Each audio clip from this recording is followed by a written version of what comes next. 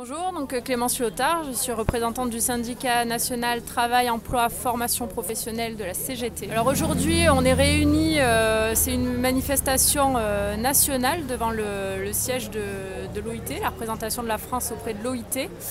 On est ministère du Travail, Emploi, Formation professionnelle parce que tous les services du ministère ne peuvent plus fonctionner actuellement. On manque d'effectifs, on n'a plus les moyens matériels non plus de fonctionner au niveau des outils informatiques, sans compter la pression de la hiérarchie sur nos services. Et donc on est là aujourd'hui pour réclamer les moyens de fonctionner. Et également, cette date qu'on a choisie n'est pas anodine. Aujourd'hui, on est le 15 mars et c'est le jour du grand oral de Muriel Pénicaud qui candidate, donc l'ancienne ministre du Travail, qui candidate au conseil d'administration du Bureau international du travail, voilà, à la présidence. Effectivement, par rapport à la présidentielle, c'est aussi l'occasion de montrer, de replacer dans le débat public le sujet de travail, le sujet de l'inspection du travail, le sujet des ministères travail, emploi, formation professionnelle qui sont là pour aider les personnes dans leur vie quotidienne à travers, en assurant le respect de leurs droits. Du travail pour ce qu'il en reste. Donc, effectivement, il faut le replacer dans le débat afin que celui-ci ne soit pas mobilisé par les sujets de la guerre en Ukraine, etc., qui sont effectivement des sujets primordiaux, mais qui ne doivent pas faire oublier les sujets internes. C'est pas impossible, effectivement. On ne sait pas quel écho médiatique aura notre manifestation. Pour autant, la presse a été invitée sur cette manifestation, mais également au meeting qu'on va organiser ce soir à 18 h à la Maison des Métallos. Je rappelle que la manifestation elle est intersyndicale avec la CGT, Solidaire, Sud Solidaire, la CNT, l'UNSA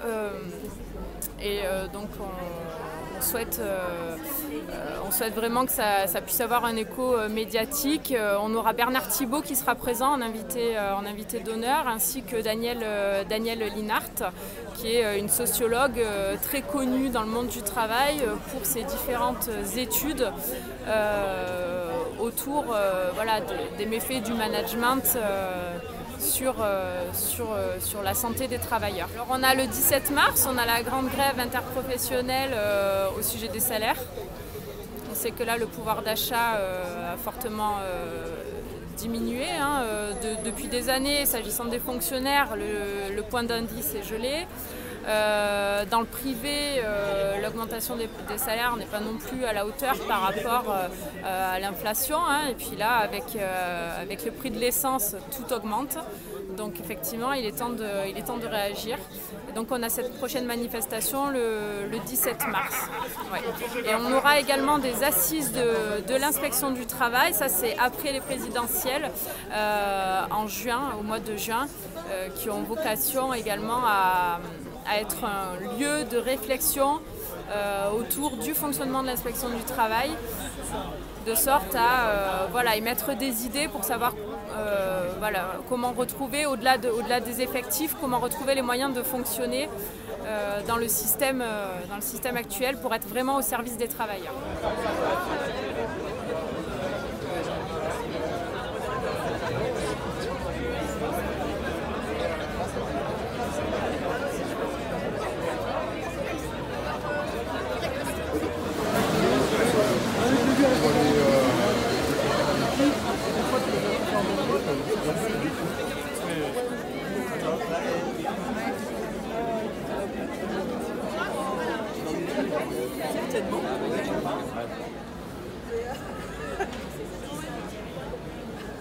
C'est les talons.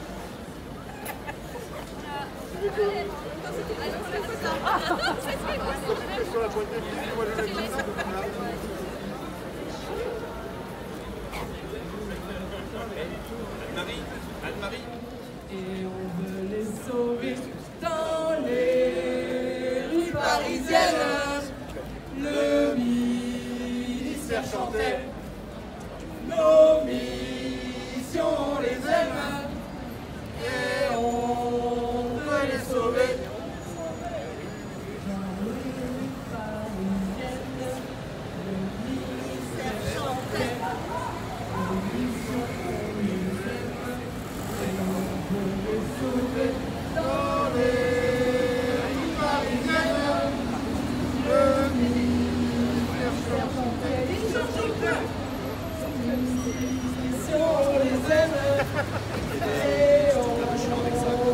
sauver.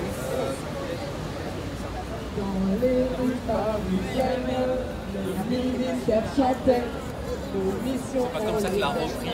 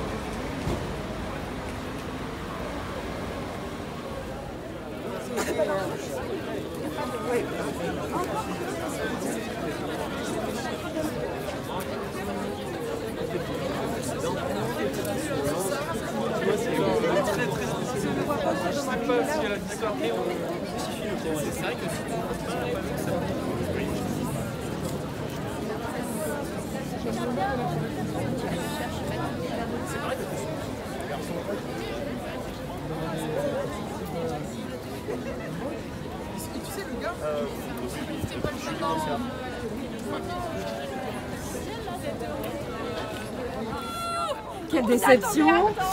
Alors, nous avons été reçus par Monsieur Bernard, DRH, et 3 de ses adjointes en charge de différents sujets au sein de la direction des ressources humaines.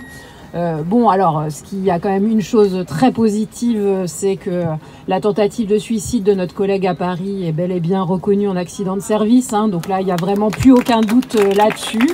Bon, on lui a quand même bien dit que c'était hallucinant qu'on ait eu à retaper du poing sur la table alors que des annonces très claires avaient été faites au niveau de la Directe Île-de-France d'une part et au niveau du CTM, donc qui est quand même notre instance nationale. Donc il a dit on a eu à convaincre, on a eu à.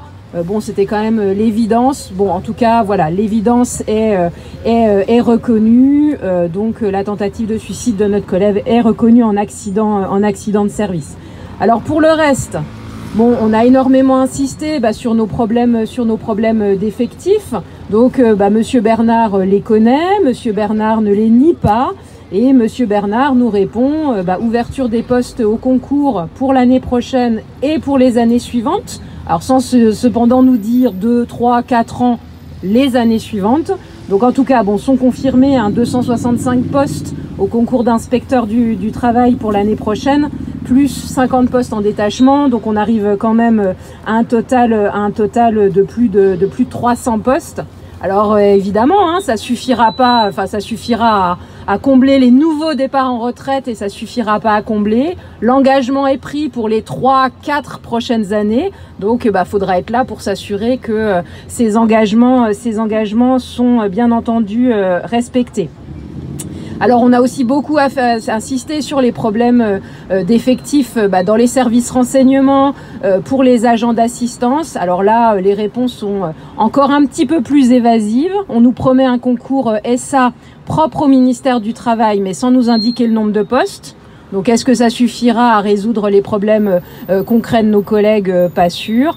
Et pour les agents d'assistance, la seule réponse qui nous est faite, c'est des mesures en termes de revalorisation, passage de C en B. Alors certes, avec des efforts notables qui ont été faits en la matière, mais sans que ça nous dise si concrètement on aura des collègues en renfort quand dans certaines unités de contrôle, on est à 0,8 agents d'assistance pour 10 agents de contrôle.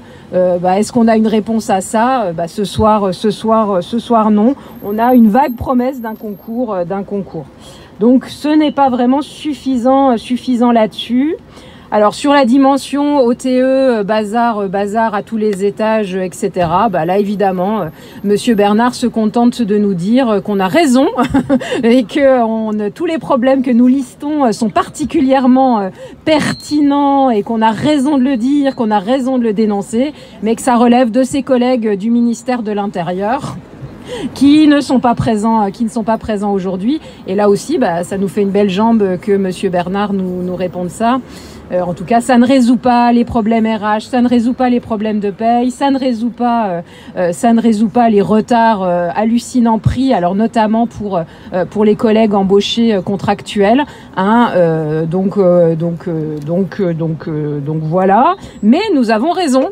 c'est toujours ça de prix. Voilà. Qu'est-ce que j'oublie? Je te laisse compléter. Oui, peut-être pour compléter rapidement sur OTE, on a vraiment eu la démonstration que la DRH des ministères sociaux n'est plus notre interlocuteur sur les conditions de travail au sein des DETS. Ce n'est plus eux. Eux, ils ne savent pas. Eux, ils nous écoutent. Eux, ils comprennent. Eux, ils compatissent. Ils sont tout contents parce qu'ils ont réussi maintenant à parler directement à la DRH du ministère de l'Intérieur. Ils étaient assez intéressés de savoir si nous, on avait des contacts pour remonter nos problèmes, de Noémie, de choses comme ça. Donc non, c'est vraiment pas glorieux, à part dire que qui conçoivent qu'il y a des soucis. On avait quand même devant nous 2 personnes qui avaient suivi de près le développement de la réforme OTE et qui disaient la même chose. Ah bah oui, effectivement, oh là là, ça fait des problèmes de paye, tout ça parce qu'on n'a pas été capable de donner les calendriers de paye. Et ben on se retrouve à des situations où on n'a pas de contractuel payé pendant 4 mois. Oui, c'est vrai, c'est pas bien. Enfin, voilà, on se retrouve dans ce genre de discussion. Donc ce ne sont pas nos interlocuteurs sur ces points, nous l'avons bien compris. Il va falloir qu'on aille chercher d'autres interlocuteurs pour tout ce qui est moyens, matériel, statut, carrière, etc. Sur les effectifs, et je pense que t'as tout dit.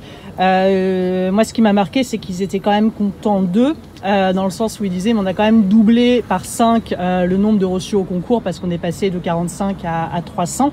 Mais encore une fois, il y a aucune corrélation qui est faite dans leur discours avec leur nombre de départs en retraite. Ils sont toujours pas capables de nous donner des chiffres concrets et des projections à 3, 5, 9 ans sur quels vont être les effectifs dans nos services. Et multiplier par 5 le nombre de concours, ça veut juste dire revenir à un recrutement qui était celui d'il y a 15 ans, alors qu'il n'y avait pas autant de départs à la retraite qui étaient réalisés à ce moment-là. Sur le ministère qui organise son propre concours de secrétaire administratif, c'est peut-être une bonne nouvelle. Le problème, c'est que c'est un vrai gag. Ils n'ont pas été capables de nous sortir un chiffre. Ils étaient tout contents de nous dire on ouvre un concours, c'est nous qui allons le faire et du coup c'est nous qui avons décidé, ce sera directement au 2e grade, comme ça c'est bien, ça réglera quelques problèmes de paye trop basse. Ils ont été incapables de nous dire, de nous sortir des chiffres quand on invoquait la situation du Jura où il y a le service de renseignement qui ferme et les problématiques qui allaient continuer de concerner ces services qui sont particulièrement touchés par les départs à la retraite. Et quant à l'emploi, voilà. C'est encore déjà les concours où ils ont la main, ils sont pas capables de nous dire les nombres de postes, alors les concours qui ne sont pas à leur main, on n'en parle même pas. Voilà, en gros, je sais pas si j'ai oublié, il y a le camarade de l'Interpro aussi qui est intervenu, s'il peut nous résumer.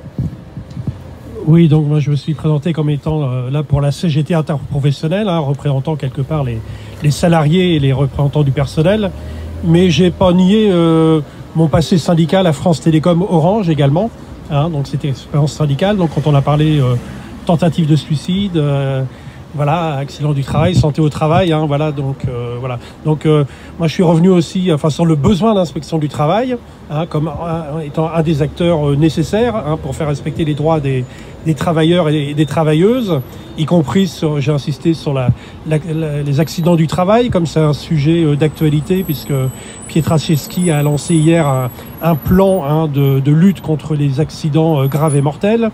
Donc j'ai dit chiche, allons-y, mais il va falloir des moyens syndicaux, il va falloir des moyens à l'inspection du travail, il va falloir des moyens à la CEPAM, il va falloir des moyens à la branche AT-MP de la Sécu. Enfin voilà, côté pluridisciplinaire, il faut des moyens, il faut des gens partout, des effectifs et des gens avec une qualification, bien entendu.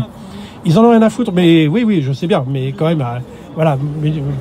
Mais non, mais on est reçu, donc on dit des choses quand même, hein. Sinon, voilà, sinon on dit rien.